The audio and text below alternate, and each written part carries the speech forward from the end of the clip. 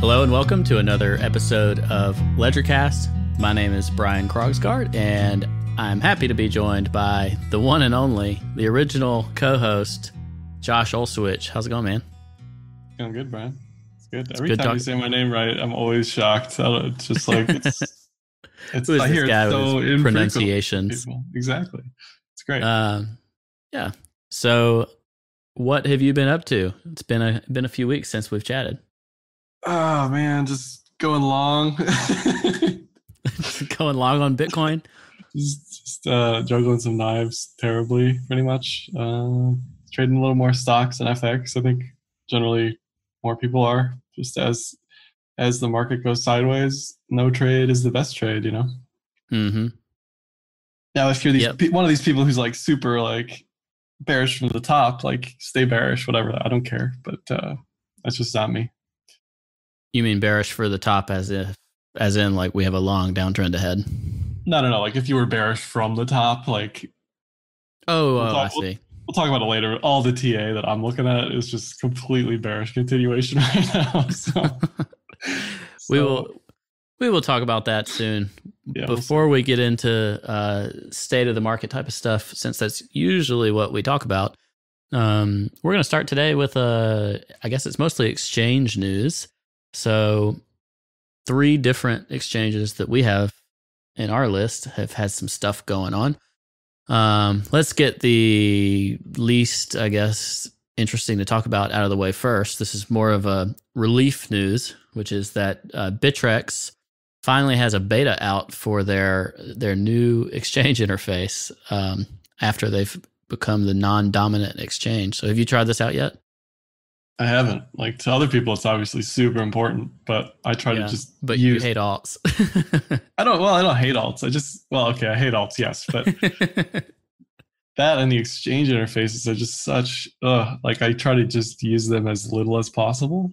Mm-hmm. So they can be complete garbage. I don't even care. Like, I just buy and then either leave it on the exchange or move it off, and then I sell whenever I want later. Like, I don't think about it. I rarely log into any of this stuff. I don't know, like people like you, I bet, love the interface, but yeah, for me, it's really nice to have something new because it was previously quite poor on desktop and would not perform if the website was high traffic or whatever. Mm-hmm. But more importantly for me, because there are times where you have a super volatile altcoin, you might need to make a trade, an adjustment, whether it's trying to buy some kind of wick on the downside or selling a huge pump, where you log in on your phone. And Bittrex was so hard to use from a phone, and actually I logged into this first from a phone, so it was nice to check it out there. It's pretty good, actually. It looks like a real exchange. It was really, really bad before. Mm-hmm. So I'm happy to see it. This has been in the works for a while, but they've lost so much trading volume cap to Binance. Like, it's just as severe, maybe more severe, as the transition, I guess, was from Poloniex to Bittrex. And that volume just went straight to Binance. Even some of the most loyal Bittrex folks are now on Binance, and the liquidity on Binance is so much better in terms of being able to make a trade without slippage or whatever. Even for small values, on Bittrex, you might have a relatively small value that has to sit on the books forever before you can get rid of it, unless you just market by like the first 4 or 5 rows of the asks or the bids, whichever side. Mm-hmm. So maybe this will bring some people back. The other worthwhile to mention component of this is, if you look at it not logged in, then they have registration marketing on there. So maybe that means that they'll have registrations finally open up. I don't know if it matters anymore. Yeah. Because I don't think people are trying to break down the doors of altcoin exchanges right now. But nevertheless, they're opening it up, and they're supposed to have dollar pairs coming up soon. So It's possible that is going to coincide with this some. I hope so. I think exchanges being more professional is a good thing for crypto to For sure. have reputable places to go buy this stuff and not feel like it's completely ridiculous what you have to do to buy Bitcoin and altcoins. Yeah. So a few things. The mobile trading is just generally a bad idea for everybody. Like I think. Oh yeah, I'm not telling people that they should do Right. what I Right. do. Right. I know. But like it's just a recipe for disaster in general. There's this thing where like learning the interface is going to cost you money. Period. Like you're going to lose money trying to figure out interfaces, and the more you're trying to figure out these interfaces, the more money you're just going to lose from stupid mistakes that you're closing out stuff or you're buying stuff and blah blah blah. Like not everyone's going to make the same mistake, but everyone's going to make some mistake somewhere. So Yeah, I just and avoid.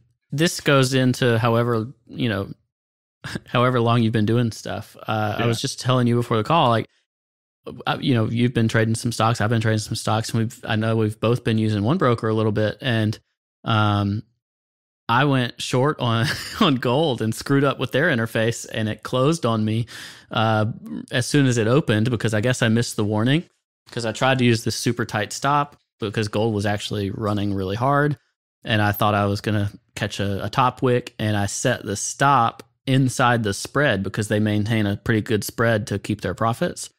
And it instantly closed on me, and I got salty about it and didn't reopen. And then it tanked, and I would have made really good money. So I'm pissed about it.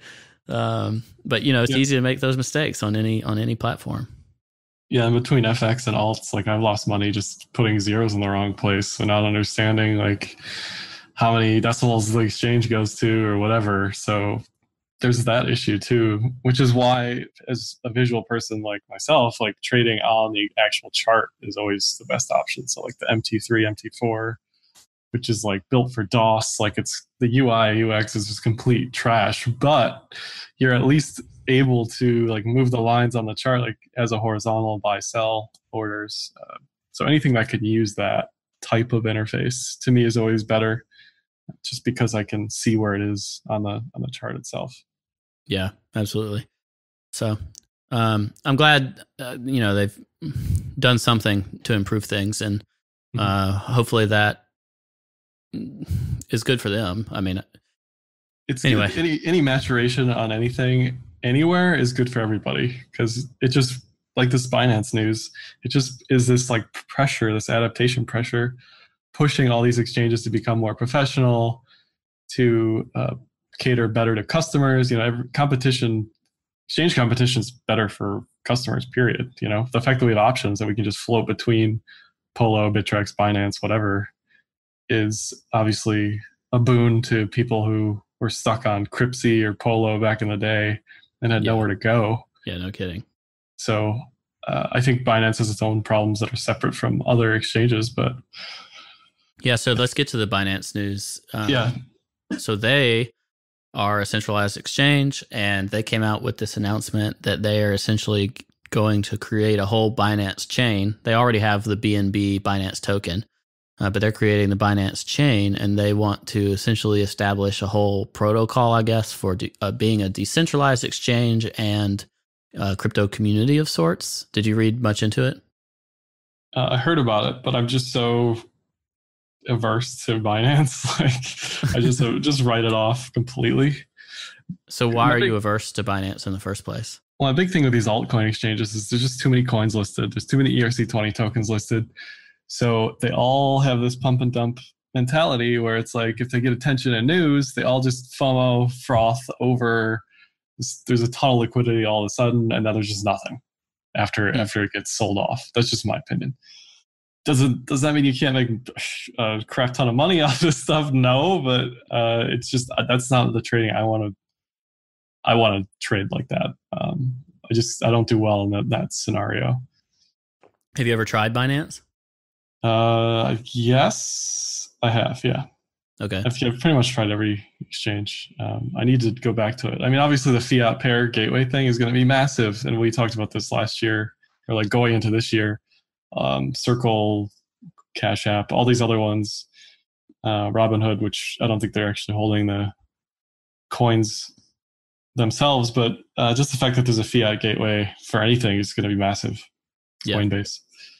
Well, Binance is saying that they believe centralized and decentralized exchanges will coexist, and with their chain, they want to bring performance, ease of use, and liquidity to the table, and that the Binance coin will kind of evolve from being a coin catered for their platform to being a coin for all of those purposes. So I'll be curious to see how that goes. I want to give Binance credit, I guess, to a degree, because when they've had various issues come up, and they have a lot of attacks on them because there is so much volume there right now.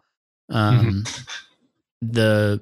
been really impressed with CZ, the CEO of Binance, with just his communications and his openness, which has been my biggest critique of other exchanges. Like when you're trying to find out what is an exchange doing or what's happening with some scenario, like he is pretty much on top of whatever comes out with them within like an hour. So if there was a rumor about them being hacked, which they weren't hacked, but it was a phishing scam that affected users, I mean, they were on that so quickly. And there was another time where they had that backup issue and their site was down, and they like wrote custom software really fast to speed up the backup process and limit the downtime.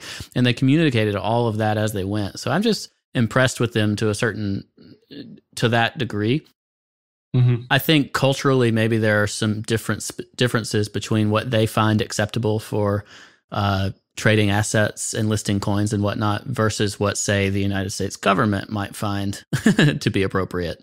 So in that realm, I think I agree with you, because they're not near as conservative. Like, I doubt they're doing a lot of like audits on whether something is a security token, because I'm sure they have plenty of security tokens on their exchange. So I don't know if they're going to work with the US government at all, or if they're just waiting to be forgiven, or what that situation is. That's probably the biggest fear that I have, is like, say some United States entity goes and tells them, hey, you can't operate for American citizens or something like that, Yeah, I mean, I'm not too concerned, just because that's just an inevitability. I think they're going to come down. I don't know, like what the extradition thing is in Malta or whatever, wherever they're moving. But yeah, they're moving to Malta. The long arm of the law will find them eventually. Yeah. So I don't know how the U.S. government would shut them down as far as the exchange itself. I'm sure they wouldn't shut them down, but they can do like like Bitfinex did, and Bitfinex is no longer available to Americans, which is a bummer. Yeah. But they're doing things that other exchanges just aren't doing, no matter the exchange. Like GDAX isn't even close to them on some of this stuff, like, for instance, they just released a Mac client, and that's the only desktop client that I know of in the crypto space that's available, and stuff like that's pretty nice as someone that's, if you're trading alts fairly frequently. And going back to CZ, like so he's got this huge ball of momentum just rolling, this monster train, right, with 7 million users in 100 days or something. Yeah, and that was this referral program that was hugely popular. Yeah, just the fact that it's literally just taken over everything. Besides that, but just like the number of users who have said, screw Polo and Bittrex, whatever, instead of resting on their laurels and just collecting that billions of dollars a day in fees, they're reinvesting and doing stuff with it, which is what GDAX, Coinbase, Polo, Bittrex didn't really do. I mean, they did it to some extent, but clearly when you're seeing Coinbase behind the curve on all of these issues like SegWit and whatever else, like there's a problem there, whether it's like lack of people who want to work for Coinbase, lack of incentives for people to work at Coinbase, whatever. But Binance is doing something. They're getting stuff done, like you said. So yeah, hats off to them. Certainly different talent pools, and obviously Binance is recruiting people to do good work. So and they're making hand over fists while they're at it. Yeah. The other thing to know about CZ is he was basically the pioneer at OKCoin for not washing volume, but definitely inflated or fake volume. Oh, really? Yeah. So you can Google that for people who are unaware, but yeah, it's definitely a thing. So I don't know. Like, obviously he's doing the right thing. I don't want to like crap all over the guy or anything, but yeah. Yeah. Well, they've had these these runs on certain coins. Like Storm had, and not actually 90% of the volume wasn't even on Binance. It was on Upbit. Because Storm got listed on Upbit, I think Korean exchange, and it just caused this pump, like you were talking about. This is how they're focused, and then it had like, I think I was amazed it was hitting 1 billion, and I think it ended up with maybe like 2 billion in volume in 24 hours, and the liquidity all the way down to the 1 minute chart was just out of this world. Like it was so good. I mean, trading Storm on the 1 minute chart, the 1 minute chart looked better than like forex.com's oil chart. Like it was so good. And so I've actually been doing some trading on like 1 and 3 and 5 minute charts with a couple of the high volume Binance coins. After the next news item with the ERC20 tokens on Coinbase, like ZRX and BAT and a couple others that are like top Coinbase candidates for ERC20 tokens, they just blew up, and tons of volume hit, and the liquidity was great on those, and it was worth trading on those small time frames. So it was pretty fun, and Binance is making that possible, so that's pretty cool. Yeah. But in that Storm scenario, Binance had like 300 million of the 2 billion, and Upbit had like $1.5 billion worth of that volume. It was crazy. So I don't know literally nothing about Upbit. But apparently I can't trust that just on face value alone. Like what did Storm do besides being listed on an exchange? Nothing, right? There was no. Yeah, it was just the people wanted a pump, and a pump they got. I don't really know what starts those, but every now and then you see these, and I totally agree with what you're saying. Like there's something sketchy about the way those begin, and they have lasting effects too, because then you create this big swell in price, and it just looks ridiculous, and then it's on the chart forever. So there's consequences, but if you're available and you can trade them, then they might be worthwhile. So if you're into you make that, money, go for it. It's just not. It's basically rolling the dice the way I see it. Because you have to be in. You would have to be in and out in the middle of that, or in before it happens. So whatever. Yeah, that's right. So this last item, how many lawyers do you think looked over this blog post? Hopefully 10, but I don't know. Doesn't seem like it. It seems like they're talking out both sides of their mouth, because they're the securities thing's a huge issue. But go ahead. Yeah. So Coinbase wrote a blog post on the topic of adding ERC20 or Ethereum tokens support to Coinbase, and they also talked a little bit about the difference between listing tokens on GDAX and Coinbase. You got a custom tweet from the Coinbase account. What did that say? They pointed me to their other post on the 13th or something, that it'll show up on the API basically first before it'll get listed. Yeah, so they have new policies, I guess, because of the Bcash drama, which we covered in a previous episode about listing that out of nowhere, and it caused all sorts of like insider trading accusations and all these other things. So then they came out with these policies on how they're going to add new assets for Coinbase and GDAX, and people will know ahead of time, be able to build up the books, all that kind of stuff. And so they pointed you to that because you were trolling and saying on Twitter. No, I wasn't trolling. I was being serious. That's the scary part. Like they literally added it 7:30 on Eastern on a Thursday or whatever it was, gave zero notice.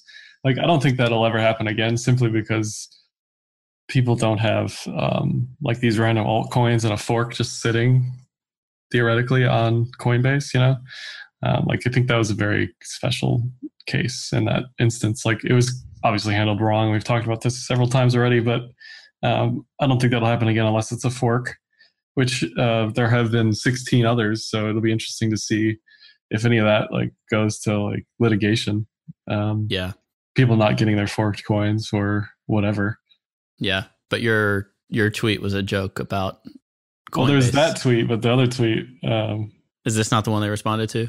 No, they responded to another one, but that one was just saying like they say one thing and do another. So obviously XRP isn't a ERC20 token, but that's just Yeah. like the It's a total could do scenario. right. Like just I don't know. I can just see that happening. Not that XRP will ever get listed, but I think like them again talking about like exchanges and adaptations. Um, the ERC20 news came after Binance announced the fiat gateway thing, I think, right? Yeah. I mean, they got to be feeling a little heat from a place like Binance too, right? Yeah, I mean, it's been in the works. The ERC20 thing's been in the works since last year, so clearly they've been working on that to some degree. But yeah, that was the one. But I don't think it's a coincidence that other exchanges are making changes or moves. You know, we're seeing Polo get acquired. We're seeing Coinbase, you know, at least roll the ball a little bit on some of this stuff. Finally, we're seeing Bittrex release their stuff, and it's got to be at least to a degree a competitive thing on seeing Binance take over the world, and these guys realizing that there really is there's not like loyalty just because people used to trade there doesn't mean they won't move, you know. Mm-hmm. Well, there should be loyalty to an exchange, like in my opinion. Yeah, and GDAX's volume isn't that good, you know. No, like, it's not. And that's an important thing for if you're saying, hey, we're going to bring on the big money, but then you go look at a chart and the liquidity is garbage, and somebody can move the price with their whatever 25 Bitcoin order, you know. Yeah, like that's a big stamp. Yeah, that's a big deal. So Bitstamp's been written off for years just because the liquidity is trash, the books are trash. Like we said, like 20 coins, I'll move the book like $200 or something. It's just silly. Like nobody can trade there realistically. And much less now you're trying to also be a basis then for like futures products at CME or something like that's not gonna fly. So these centralized exchanges, they have to maintain and create liquidity. So if they can't keep users, or if they shrug off feedback or all this other stuff, then they're not going to keep it. So it looks like they're responding to that, because right now the momentum and all of the trading energy is at Binance. Like there's people that have been putting off Binance, and they finally moved, and they're like, holy crap, this is like a whole different world than what I was experienced with on Bittrex or wherever. Mm-hmm. Even the Litecoin chart on GDAX is garbage. You know, I've been looking at that one recently because I've had an open short on LTC, and you know, if you look at the low time frame Litecoin chart, it's just gross. You know, like this looks like any old altcoin on Bittrex, not what you would think of a low time frame chart looking like on GDAX, which is supposedly the gold standard of crypto exchanges, you know. Well, nobody trades the pairs. That's the thing. Like more people trade the USD pairs than the crypto, you know, LTC, BTC, ETC, ETH, BTC, you know. Yeah, that's fair. Yeah, the USD one does look a little bit better, but I trade the pair. I trade the BTC pair. Yeah, I trade the pairs when it's advantageous to do so, but the volume is definitely way less than like Polo even on those pairs. Yeah. Anyway, so that's our third bit of news. ERC20 tokens at Coinbase, which probably means, like you joked, a non-ERC20 token will be their next listing. Yeah, who knows? I just think we don't have any idea. It's just so all over the place. Yeah. Whatever. Are you thinking about any other issues in the community before we get into price action stuff that's on your mind? I'm just excited for ETHFinex, even though I probably won't trade there. Just like, again, seeing all this exchange pressure on each other for once, just going to be massive. It's going to be so massive. It's going to transform everything. I think the DEX explosion, even though they're all going to be like garbage, low liquidity, there's going to be something good that comes out of it. Yeah. You would certainly sort of evolutionary pressures, you know? Yeah, you would certainly think that that's at least possible, that we'll see some advantages there. Well, let's dig into price action, and we can talk, I guess, in relation to both Bitcoin and other stuff. What's the biggest thing on your mind, I guess? What are you looking at from a trading perspective? So for Bitcoin, it's kind of bound to the big triangle, in my opinion. Mm-hmm. The other things that I'm looking at are cloud signals, which are straight bear. Cloud kind of takes a back seat when there's patterns, and I'm going to say that this is a triangle pattern thing, because obviously that bearish TK cross below the cloud is you have the FX cloud on, but it's as bearish as it gets. So cloud in no way, shape, or form is saying take a long anywhere in this zone. So actually, this was not only meeting all criteria of bearishness, but then there was a TK cross in the bullish direction that was then recrossed in the bearish direction. Mm-hmm. And when that happens on the other end of the spectrum, that's when you get pretty excited, right? So on the inverse, this is like super territory, huh? Yeah, we had 2 key June bounces and several bearish TK crosses now. So that isn't good. If it was in a vacuum, you would be selling or short, clearly. However, just based on the 5 years, whatever it is, 3 years, still got a chance. The other thing is the 5,200 cross that will probably cross bearish, which people are going back and forth on whether or not that's significant. I think it's significant. There's going to be a ton of articles when it happens. So everybody's going to be aware of it. Yeah. And not just on the daily, but the 3-day is all bear right now. And the weekly price, I'm on BitMEX's chart because it's got a lot of volume, but the weekly, I don't even remember the last time it was in a scenario like this where we spent it's never been 2, 3, 4, the beginning. 5, 6, 7, 8, 9. This is our 9th week not maintaining the Kijun in any way on the weekly cloud. So that's all bad. Yeah, back last year when I was talking about weekly, I was saying like if we dip below the Kijun, just because there's so much space between the cloud and the Kijun on the weekly, that it's going to get really sloppy because there's no hard supports there, which is why you kind of have to look at lower time frames at that point, or just use another indicator. So the 2-day. Go ahead. No, that's fine. What were you going to say about the 2-day? It's kind of like me moving the goalposts every so often, but the 2-day is, if anything, shows the potential for this reversing to 13K eventually. So the longer we stay sideways, the better, because then it gives us a chance to pull up towards the mean, which is just 50% of the extreme high and low, basically. Yeah, and pretty much any time frame you look at, there are these flat targets that are starting to be created the longer that we kind of range. Not that we're ranging. I mean, we are ranging, but it's we're ranging on a wide range.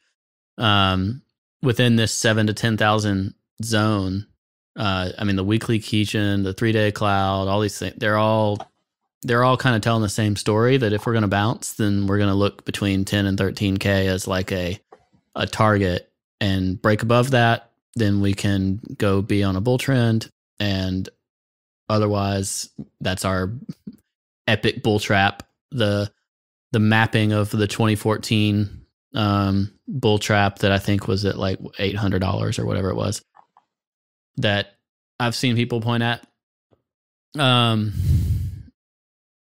Do you think if we break this pennant, so this the uptrend, you can draw it from a lot of places, but I've basically drawn it back to the beginning of 2017, like March or so. There's a touch point. But more than that, I lined it up on where we wicked to on these 2 most recent lows, and now we're touching it a third time. So that's kind of where I've drawn my line. If we break down from this, which would be confirmed now if you really get like into the 7,500 range or below, Does that mean anything imminent to you, or could it be traps before we do a bull trap? Like, what kind of conspiracy theories do you have on what kind of craziness, or can we just like go sideways straight out of this pennant? Well, I don't think we make 3, 4 higher lows and then just like chill out, which is like the same thing with lower highs. Like as it squeezes and coils or whatever you want to call it, eventually there's going to be a big move one way or the other. Obviously, it doesn't help as a trader, but you just trade the breakout at that point. I don't think there's going to be too many fake outs after this resolves. After the pennant resolves in some way? Yeah, I mean, we could get another month of sideways. We'll see. But if you go to the 2-day cloud on and look in like April, May, it's all thinning. Mm-hmm. So if anything, there's an opportunity there, just like there was on the daily a few weeks ago for a push through that area, which is, it's just super optimistic, but it's not impossible based on what I'm seeing. Yeah. That's only predicated on like breaking up from that triangle. If we break down, I think it's 3K easy. I don't think it happens. 3K, yeah. May or may not happen like over the course of a week. The quicker it happens, the better. The slow bleeds are the worst, but 3K is serious tear zone. Like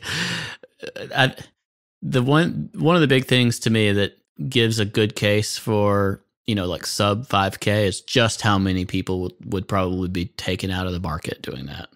Mm-hmm. And I hate to say that, but that's what markets do. The number of people that would essentially exit everything would be really high. I think there's also a chance at that kind of 4,900 level, 4,800 to 5,000.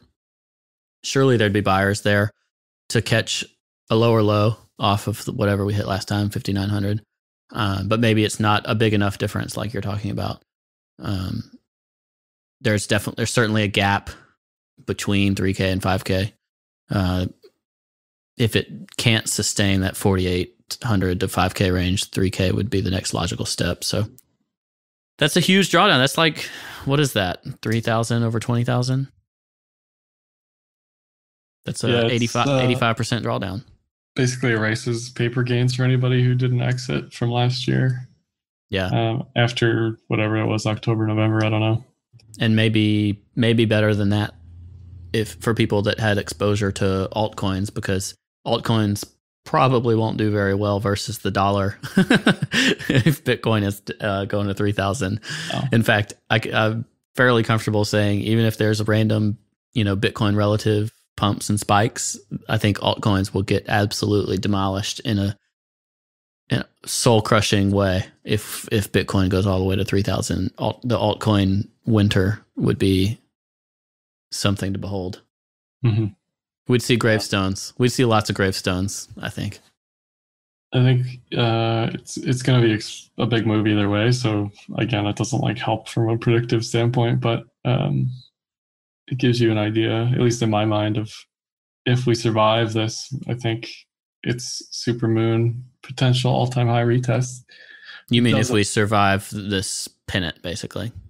Yeah, it doesn't. If we don't create a whole brand new nasty bear market, big bull type of scenario. Right. I mean, it doesn't look probable that we do survive, but if we do, it's going to be huge. Yeah. I don't really know how to read this, which is why we're trading stocks and Forex right now and not really trading crypto too much. Yeah. I mentioned the other day on the weekly chart, I mean, I don't see this very often, but we're seeing from an RSI standpoint, technically it's below 50, but really we're hovering right at 50 on this pennant. We're basically right in the middle between the multi-month downtrend and the year-long uptrend. And while our cloud signals and whatnot are bearish, I think the sentiment is bearish. On the whole, this is extremely uncertain of a market. It's probably the most undecided market I've personally seen, where literally no one has any idea what's going to happen. Whereas but it's not ranging either. It's not ranging pointlessly. It's downtrending. The question is whether this downtrend will overpower what has been an enormous uptrend. And it's been fascinating to watch. It's not great for my my dollar value on my portfolio because I've still been exposed to the market. Like you said, I've not been seeking out like tons of altcoin trading opportunities just because I haven't seen that as a big opportunity. But I've still tried to maintain exposure to Bitcoin and do some trading, like for scalps or whatnot, whatever I can find. Tough market out there, though. Definitely an indecision point. Certainly the biggest I've seen. Is it the biggest indecision point you've seen? Because you lived through a bear market before. What did the downside and the turn look like for you back then? I mean, I don't know. I didn't know then what I know now as far as trading. So I was mainly just DCAing in all the way down.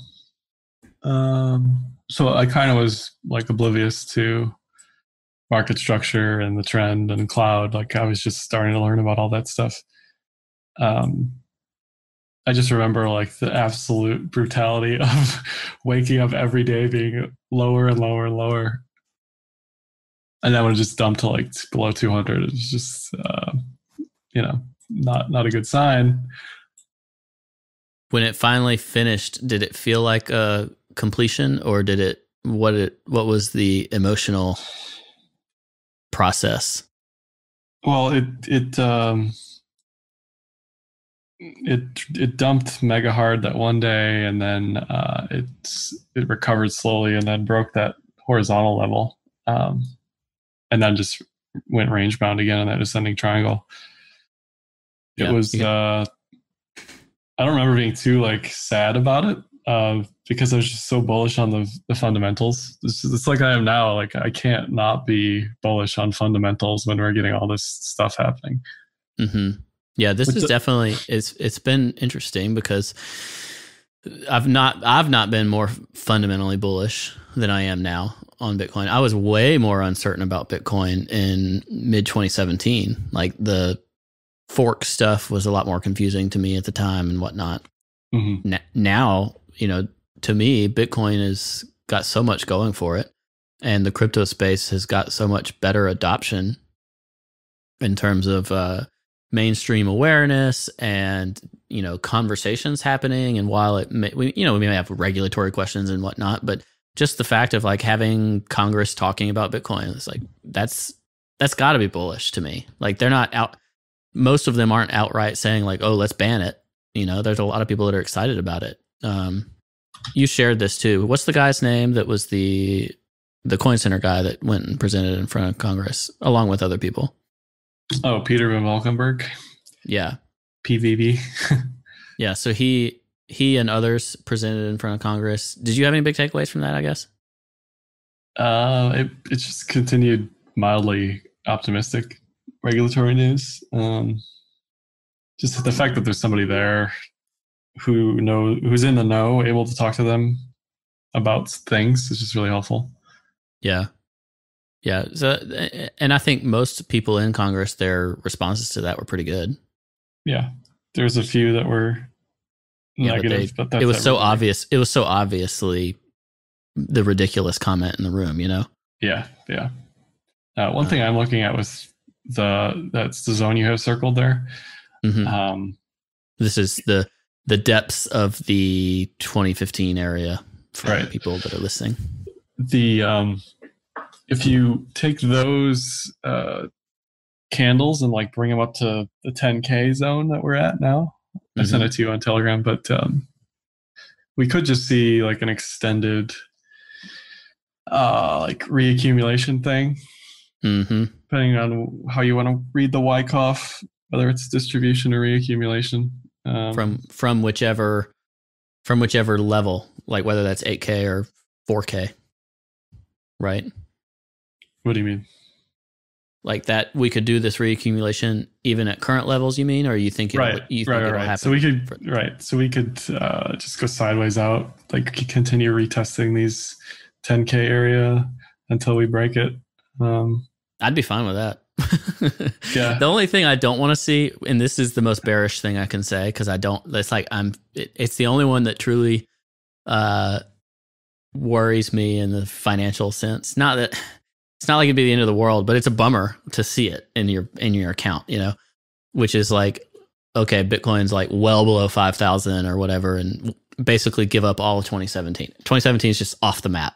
To me, that's the most painful scenario, and that's what makes me think that it's so possible. Because it's so painful. Like somebody has to want that. That really drives people out of the market. Yeah, I mean, we're clearly not trending super bullish right now. Obviously, we're talking about bearish TA nonstop here. So it's been quite the ride since our first episode when, we log on and then we log off and Bitcoin was $1,000 higher or $2,000 higher, breaking all-time highs, gapping up. The other thing we're not talking about is taxes, whether or not that has influence or not. I think it has some influence. We'll see after April what the exact influence was. I think basically if we're gonna run up, we have to do it before September, because that's when the Gox stuff gets released again. Just at least there's a meeting in court whether or not they are paying people back or whatever, but it's a supply shock to some degree, right? After September. So from the tax perspective, there's been just an unbelievable amount of lack of awareness, I guess, for Americans in terms of what their tax obligations are. Mm-hmm. And even people that have been in the system for a long time, the gains were nothing like they were in 2017. So it became more significant, where you basically can't ignore reporting. But there's been these issues about what's taxable. And I think a lot of people became more informed over as they talked to their accountants, that crypto to crypto transactions have been taxable by most people's standards. We're not advising you on, this is not financial advice or accounting advice for sure, but I'm paying taxes on transactions made, profits made, even crypto to crypto, not just cashing out back to the dollar or whatever. And so your theory is that people are essentially cashing out to be able to pay those taxes, right?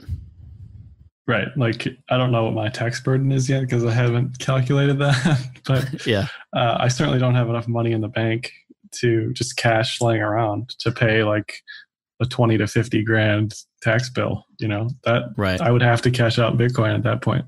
So yeah, I'm not looking forward to that. Right. But, if there are enough people cashing out enough, like me, I don't know. But, Ethereum had even grosser gains last year, right? Like percentage wise.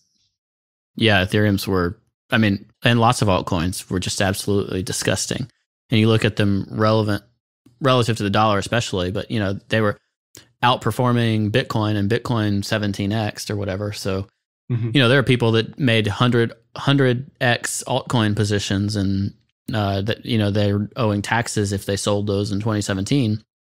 Now, the nastiest scenario, this is like the ultimate sad scenario, is if you realized gains in 2017 and then you kept all that in the market and then you lost a lot of it after January or whatever. So in February in the big dump, you could have a 30% tax obligation. Let's say your base, let's say it's $1 million. Okay, that's not mine, but let's say you made $1 million and you have a 30% tax obligation, but you didn't take that money out of the market as soon as you sold it, and then you lost early 2018. So now you don't have that $300,000 because your whole account is only worth $300,000 or $400,000. Now, just to pay your tax obligation for 2017, you have to give up the remainder of your portfolio just to pay your taxes. So now you have $0. Right.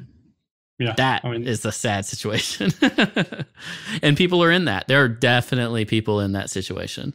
Yeah. And there are a lot of scenarios where if a group of people puts in $2,000 and there's some exchanges in between, they end up owing 5x of that original amount. So like they'll own 10 grand on 2 grand in the system, so that's it's a net negative on the network or whatever. I don't understand how that works. like if two people put in $1,000 and then they trade it between Ethereum and Bitcoin, and then Bitcoin goes up a certain amount, like Ethereum goes up a certain amount, like they have to pay the capital gains on that if they sell, right? I don't. I'm still not following. Basically, you're only putting in 1,000, but you're having to pay 10,000 in capital gains. Oh, I see. So if you whatever 30x, right? So yeah, so you still pay based on the gains, right? But right, then if you end up losing all that, but you realize those gains, and now if you lose it in the same year, it's one thing. But that's the viciousness of when the top happened, was essentially if you were realizing gains in 2017 and then you were having to pay on those in 2018 after it went down, that's when you get double destroyed. So right, it's pretty gross, but that's reality for lots of folks. So it is. Let's talk about some alts. Yeah, let's talk about alts. There's been life in some alts.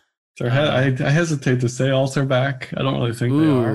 No, I don't either. But we're seeing so many random pumps like Storm, and it's funny, like even ZRX and BAT, how they just exploded on that news. I don't really know what else did. I know EOS even pumped like 2x from the bottom the other day. Yeah, I don't quite know what to call these because they're relief rallies a little bit. I mean, these aren't, they're not huge. That's the same reason I'm expecting Bitcoin to get this automatic rally eventually, right? It's just, it can't go down for 6 weeks and not do anything. Yeah, if you just go straight to death, then that's pretty tough. That's not very good.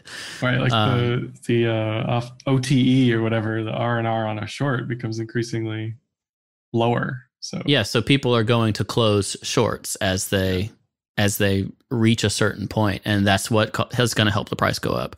So I think it's not the case currently. If you look at Bitcoin, longs are still rising on Bitfinex, shorts are still rising on Bitfinex. So we're not there yet, but yeah, and some people look at that as an indicator. Like as long as there are longs on the book, then it can keep going down.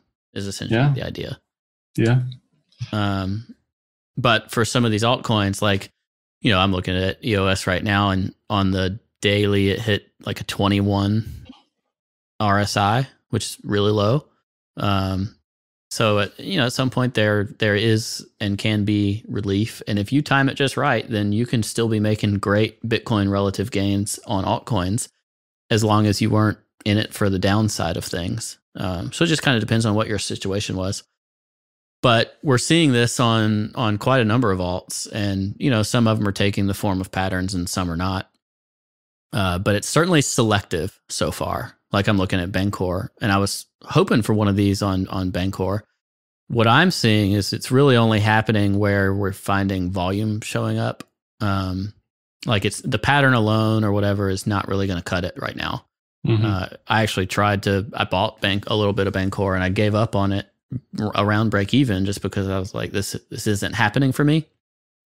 On BAT, I did something similar, and I basically had to give up on the position, and then the news came in of the Coinbase thing, and that's what brought the volume, and it had a little relief rally, so I actually got out of it okay with a little profit. But this is very selective. So if you're timing this stuff well, it's one thing, but I don't think it's a very good time to just have dribble out your Bitcoin to 10 or 15 different altcoins and wait until your returns come in, unless you're very patient. I think you may have to wait a while, basically. There could be people selling alts to pay for taxes too. I don't know. So it all depends.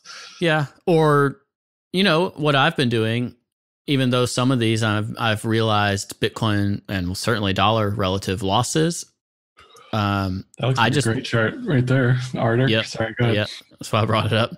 So I've been realizing some losses purely for the case of I want to be in fewer positions, even fewer than I already reduced to, because in the case of big bull market, big bear market, whatever we want to call it, like I want to be able to be responsive to that, and you can't do that when you're holding 10 different alts or 15 or 20 or 30 or 50 or whatever. I'm not patient enough to let those ride out relative to Bitcoin. So even some that seemed bottomy, I was like, okay, well, let's find the one that I feel comfortable being in that's bottomy, and let's go there. And I think a lot of these just need accumulation periods and whatnot. For sure. Yeah. Ardor is a great example because this had just this massive pump related to the NXT launch. Go to the weekly real quick. And then it completely 100% fully retraced. It's absolutely disgusting. Even now, as it's at the bottom, anytime it's gone up, those are getting sold into. People happy to escape their positions. So it's like, it's pretty gross, but it's in the zone. It's the historical buy zone. Like, this reminds me of Doge, like, for sure.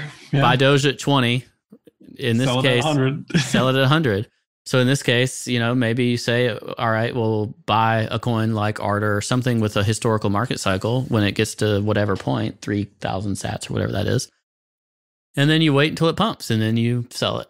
And if you're approaching things like that, if you're being patient, then you might be able to find some moves in altcoins. Yeah, I was XRP. Oh, go ahead. Yeah, no, that's fine. I want to hear about XRP. It's got the same thing. It's like there's a pattern. It's near lows. Is the pattern going to mean anything? Can it actually recover on some sort of support / chart breakout?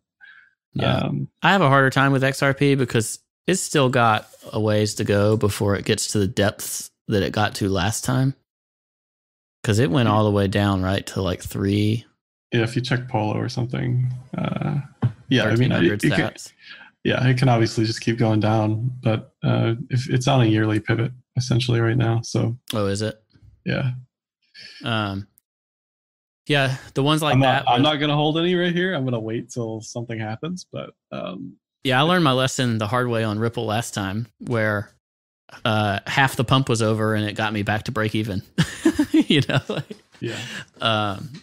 So I think experience is really the best way to learn on some of these and discover what the opportunities are. But there are certainly opportunities out there on all platforms.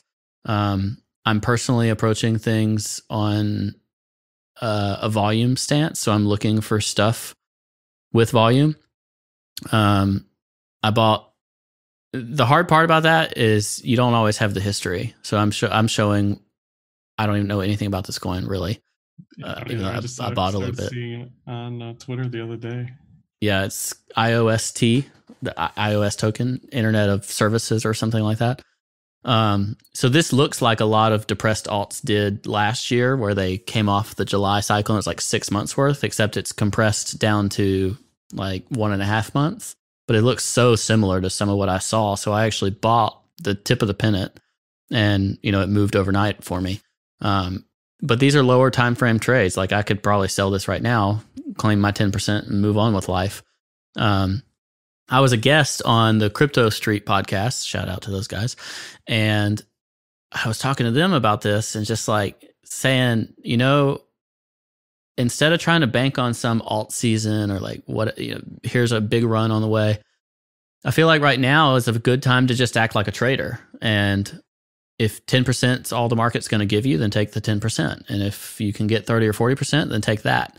But be conscious of the market conditions and take what you can get.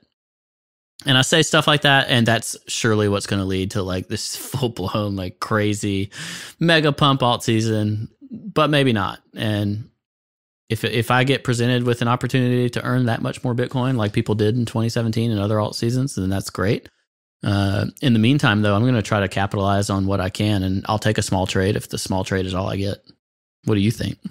No, I agree. I think you either have to be in one extreme camp or the other, depending on what it is. So like ZRX, I've got a million years of patience for that one. Yeah, same. For a project that I feel like is going to be around, I'm not too worried about it.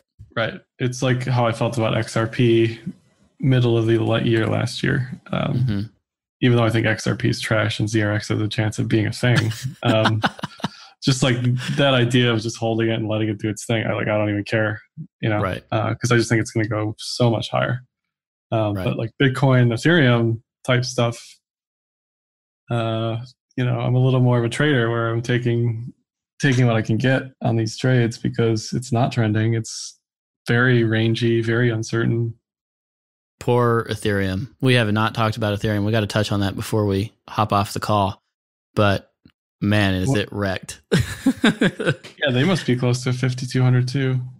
I'm sure it is, but it is retraced. Ethereum retraced. It is right now just above the famous Josh Olszewicz ascending triangle breakout call.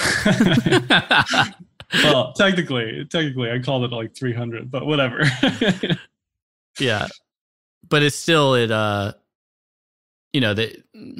this breakout retest and then mega moon versus the dollar, and it's all the way back down in that range now. Like this is basically a full retrace in my book. What was I going to say?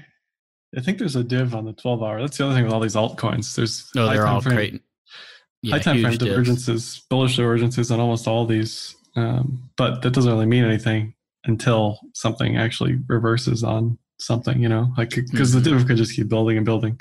There's no bull div on the daily there, but I think on the 12-hour there's a div on Ethereum. Yeah, but the 5,200 daily cross has not quite happened yet. Okay, on the EMAs, so therefore it certainly shouldn't have happened on the simple moving averages. But it's a nasty market out there. Yeah, I think. That's a nice bull div on the Ethereum 12-hour. Yeah, there you go. And the Neo daily is showing one similar to that. I actually bought a little Neo on the daily to see if it'll give me a move. Probably won't, but I put a small bet on it maybe happening.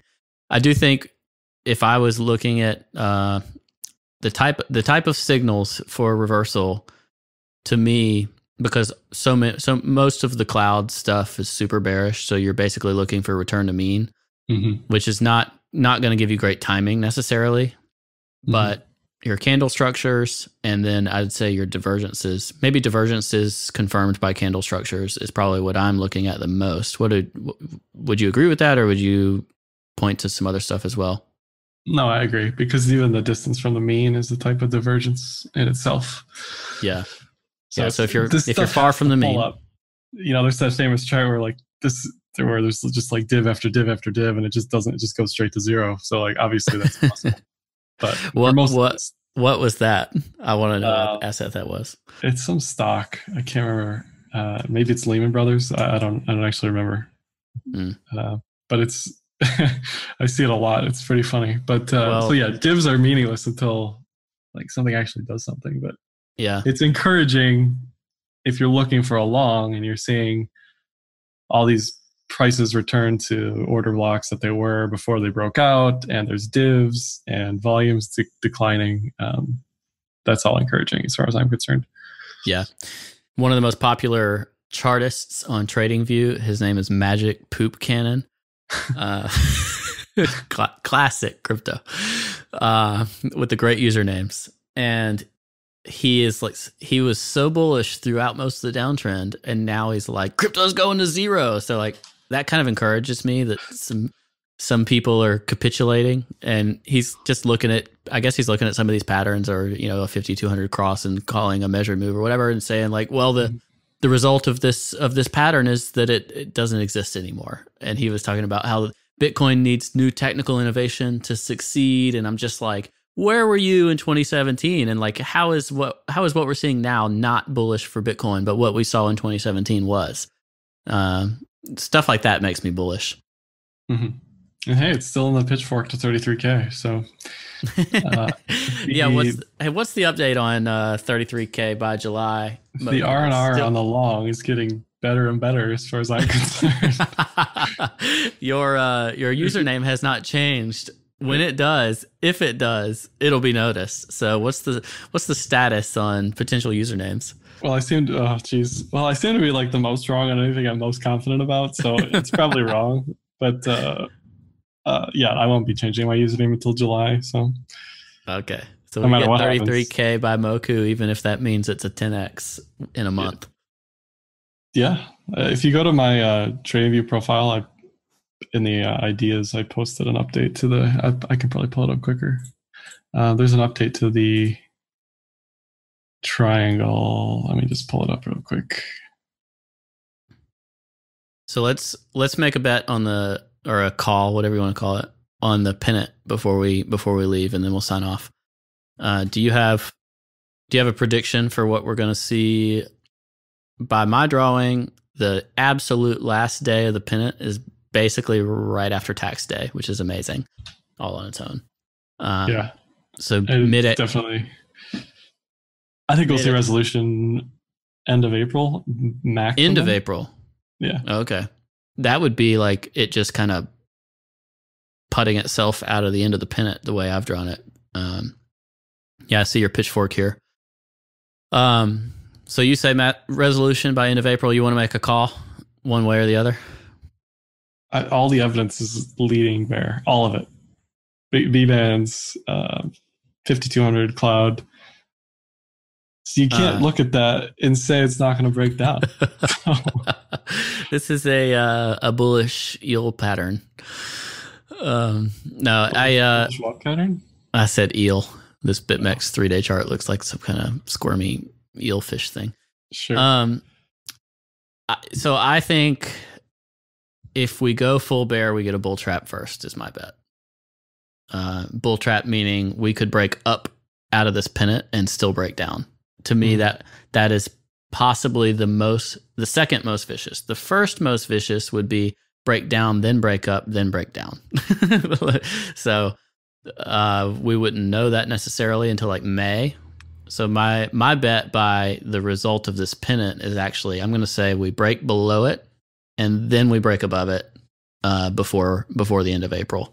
And we see maybe anywhere between 10.5 and 12.5 before or like by mid-May, and then maybe we go bear then, unless that's on massive momentum. Either way, I'm banking on we see a higher price before we break down into bear, is my point. That I can agree with. I can agree with that, yeah. Go tap on that mean first. Yeah. That's my bet. All right, Josh, where can people keep up with you over the next couple weeks? And what do you have going on? Twitter. Twitter's number one for me. YouTube. I don't really. You've put out some good videos. You've been experimenting with more Williams fractals and the alligator theory of trading. Yeah, some low time frame stuff on stocks, FX. So check those out. Those are really interesting. I'll link to those. I've been at least turning them on and looking at them on some of my stock trades too. So it's a pretty cool strategy. I think it works well on those low time frame, early after the open type trades. If you're into that kind of thing. Yeah, you definitely have liquidity. Yeah. All right. We will catch you guys next time. Go to ledgerstatus.com to catch this and more. Rate us on iTunes. Like us, subscribe on YouTube, all that good stuff. It's good talking to you. We'll see you next week. Take care. I did a freaking gorgeous gold short, and I was fresh off my liquidations. So I got like really... Oh, I do need to share my screen with you. That's right. I got really... what do you call it?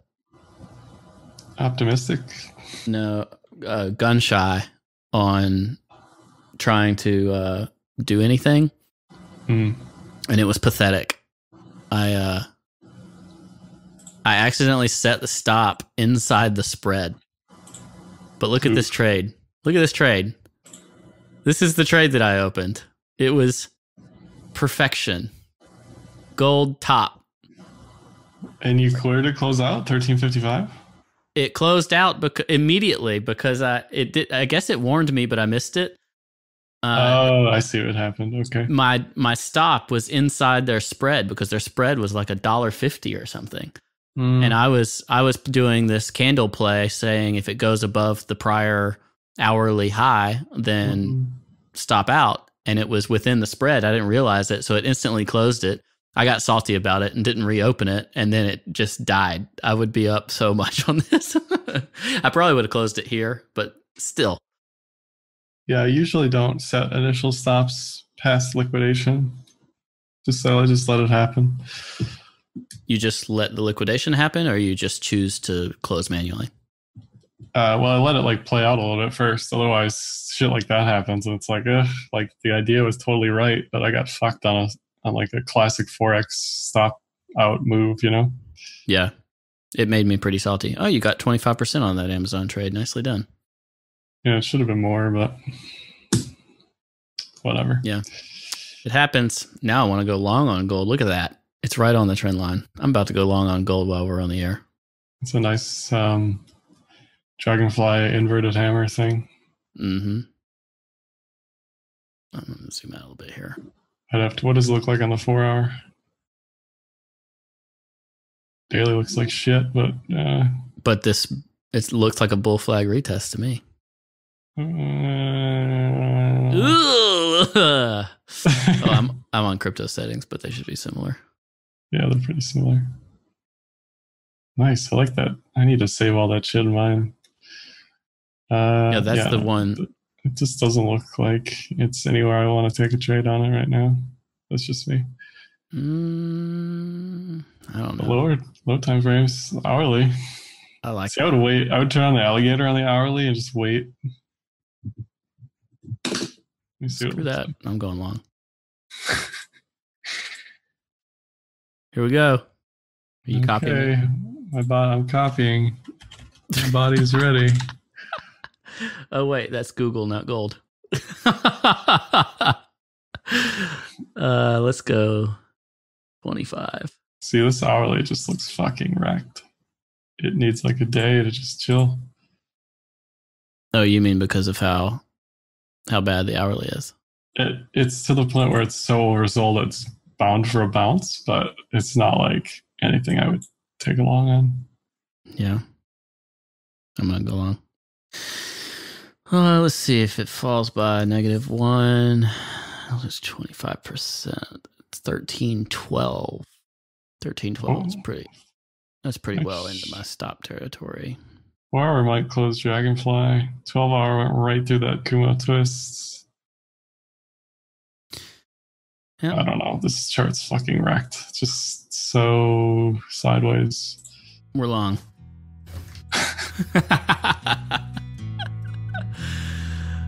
Whatever.